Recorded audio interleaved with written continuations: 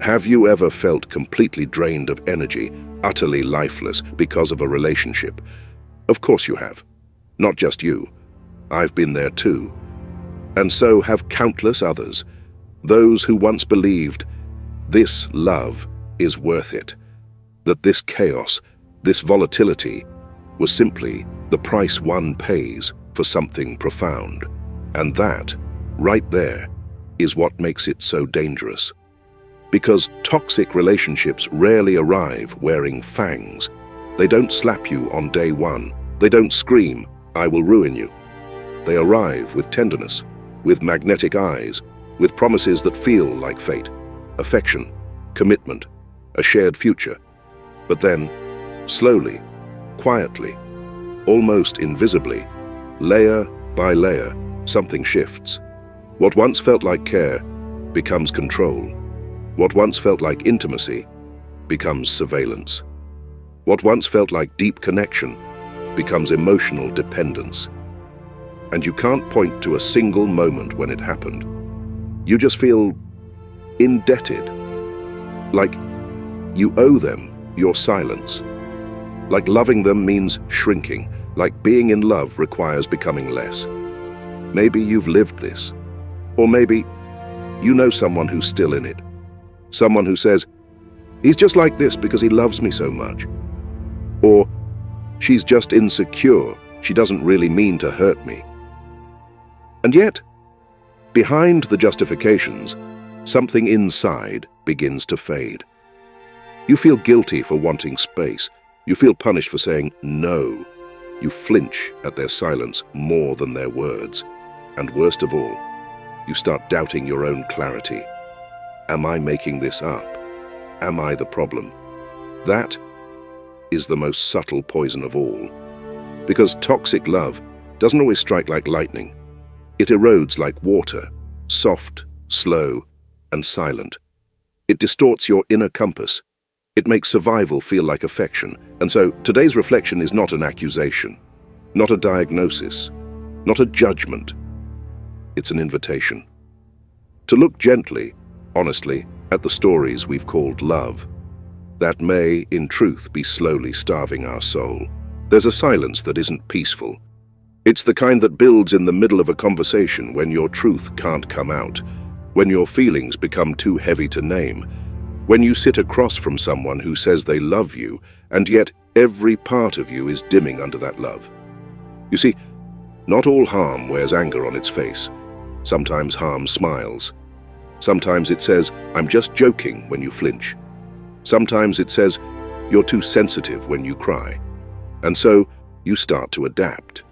You become quieter, not because you have nothing to say, but because you've learned your honesty is dangerous. You become accommodating, not out of kindness, but from the fear that the smallest boundary might detonate the day. Your body begins to live in a constant state of readiness. Your heart starts managing theirs.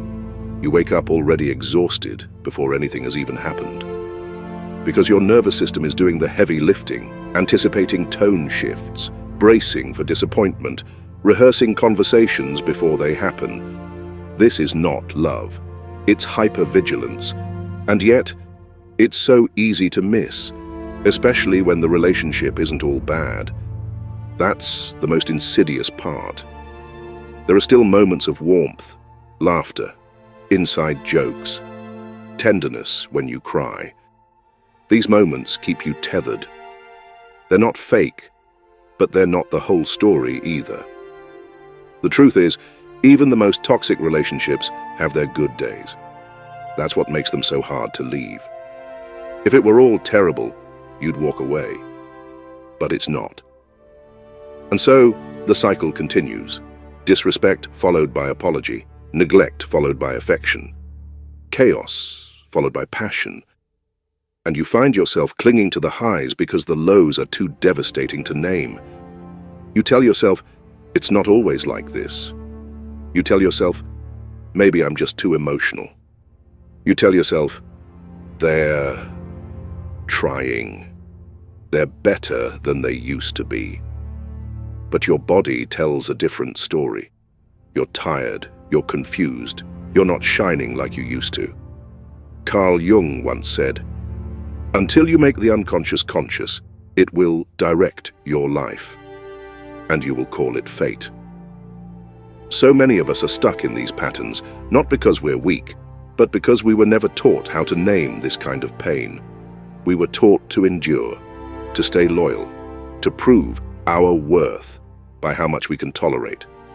But survival is not the same as love, and endurance should never be the currency you use to earn affection. Sometimes the most loving thing you can do, for yourself and for them, is to recognize that your soul was not made to be managed. It was made to be met. Stay with me, because what comes next might just set you free. Let's walk into the mirror now, because when it comes to the hidden poison of toxic relationships, Carl Jung didn't whisper. He roared in symbols, shadows, and truth. He knew that when something breaks your spirit, it rarely does so in one loud shatter. It does so in subtle betrayals, until one day, your soul forgets how to speak. So here are the 7 signs, rooted in Jungian insight, not to pathologize your partner, but to illuminate the ways you've been abandoning yourself. Sign 1. You walk on eggshells. There is no thunder in the beginning, just the soft tensing of your body when the key turns in the door. The way you rehearse your tone, not to communicate, but to avoid eruption. And over time, you become less yourself and more a weather forecaster for someone else's storm. Jung taught that repressed emotions do not vanish, they find other hosts. When someone has not faced their own shadow, their inner chaos spills into the room like gas, odorless but suffocating. You feel it in your breath, in the tremble in your hands, in the way your truth begins to fold inwards. You start to apologize before you speak. You silence your laughter. You censor your needs. Not because you are wrong, but because love has become a conditional space where your safety depends on their mood. That is not love. That is survival. Walking on eggshells is not a love language. It's a trauma response. And deep down, no matter how carefully you step, the cracks will still appear because the problem isn't your step, it's the floor they've built. Sign 2. You're always the problem. Every disagreement feels like cross-examination. You come with honesty, leave with doubt. You ask for a conversation but end up defending your character. And no matter how gently you speak, you are made to feel like the aggressor. This is not conflict. It is deflection, disguised as dialogue. In Jungian terms, what they refuse to see in themselves, they will project onto you. Their insecurity becomes your fault, their outbursts become your provocation, and slowly you begin to question your own eyes. Jung said, "Everything that irritates us about others can lead us to an understanding of ourselves." But they do not do this work. They don't introspect. They don't ask, "What part of me is struggling here?" They ask, "What's wrong with you?"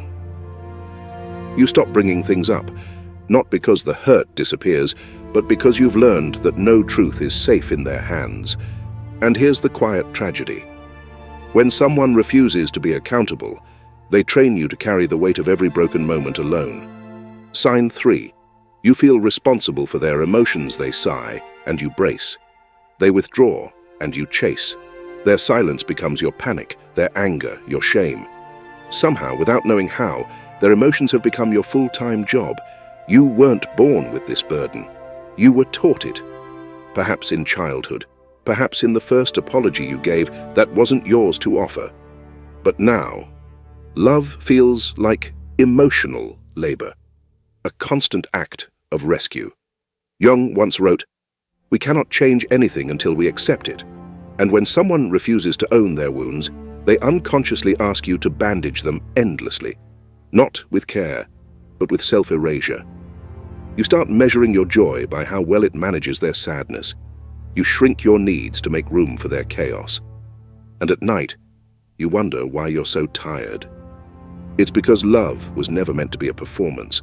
And yet, here you are, on stage, scriptless, trying to keep the show going. But love is not a role. And you are not responsible for the healing someone else won't begin. Sign 4. They dismiss or mock your sensitivity. Your tears are met with eye rolls. Your silence is labeled manipulation. Your needs are minimized, mocked, or worse, weaponized. You learn to hide your softness, to brace yourself for ridicule, to question whether your depth is a burden. But Carl Jung saw sensitivity not as weakness, but as a kind of spiritual radar, a way the soul whispers truth into our consciousness. And when someone mocks it, they're not proving your flaw. They're confessing winning their own emotional illiteracy. He wrote that what we reject in ourselves, we inevitably reject in others. So when a partner ridicules your emotions, they are often at war with their own. Their discomfort with vulnerability becomes a judgment of yours. But your emotions are not noise, they are signals. Wisdom in liquid form. When someone cannot hold space for that, they are not fit to walk beside you. Because love doesn't humiliate, it listens. And your sensitivity, it's not an inconvenience, it's a sacred instrument. Let no one make you mute it just to make themselves feel more comfortable in their own disconnection. Sign 5. You feel smaller in their presence. There was a time you stood tall in your truth. Your dreams had color, your voice had clarity. But now, in their presence, you feel yourself shrink. Not physically, but spiritually. You speak less, doubt more, downplay your wins. You've become fluent in self-editing, in anticipating what will or won't be too much for their fragile ego. It's death by 1,000 paper cuts, the dismissive glance, the joke at your expense, the praise they withhold until you perform. Jung said, "The most terrifying thing is to accept oneself completely, and those who haven't done that, who fear their own depth, will often try to suppress yours, because if you rise, it confronts them with everything they've denied in themselves. And instead of growing with you, they choose to contain you. But love should never require your dimming. Real partnership doesn't ask you to fold yourself into silence so the other can feel tall. You are not too loud, too ambitious, too much. You are simply a mirror to someone who cannot yet face their own potential. And that's not your burden to carry. It's your boundary to build." Sign 6. You're losing connection to your own soul. It's not a dramatic fall, it's a slow fade. The things that once lit you up now feel distant, muffled, muted. You used to laugh from your belly, now you barely smile with your eyes. It's as if your soul is whispering from another room and you can't quite hear it anymore. Carl Jung described this as soul loss, when your outer life begins to pull you so far from your inner truth that you no longer recognize who you are. You find yourself moving through the motions, nodding, smiling, agreeing, but inside, you're absent. Not because you want to be, but because the price of staying in the relationship has been the slow surrender of your authenticity. And that, Jung warned, is when the self, the true, whole self, starts to fracture. You trade your vibrancy for survival, your spontaneity for predictability, your inner compass for someone else's validation. But no love should cost you your essence. If you can no longer hear your own voice over the noise of someone else's needs, it's not a partnership, it's possession. And your soul? It's not gone, it's waiting. It waits for your return, for your truth, for your liberation. Begin there. Sign 7. You're afraid of who you'd be without them. There's a reason you stay, even when everything in you aches to leave. It's not just guilt, not just hope. It's fear, raw, paralyzing fear. Not of them, but of the void they'd leave behind. Who would you be without them?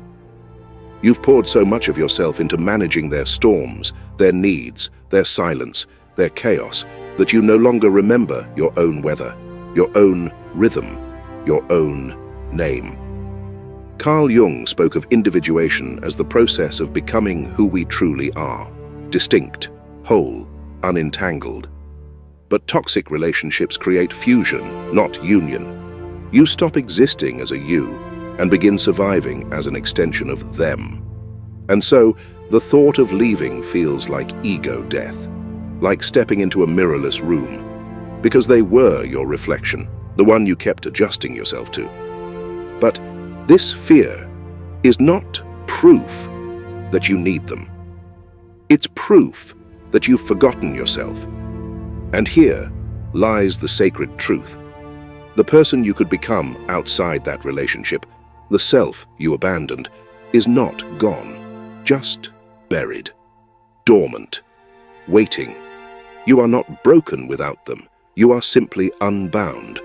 Freedom is not the absence of fear. It's the decision to no longer be ruled by it.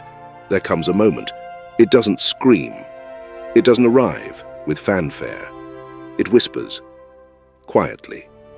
Perhaps it happens after another sleepless night, after another apology you didn't owe, after another version of yourself vanishes in the mirror. And in that silence, something deeper than thought stirs inside you. A question you've long buried rises to the surface. What if love isn't supposed to feel like this? Carl Jung wrote, "Until you make the unconscious conscious, it will direct your life, and you will call it fate." Toxic relationships do not only steal your joy, they keep you unconscious. They teach you to betray your truth in exchange for temporary peace.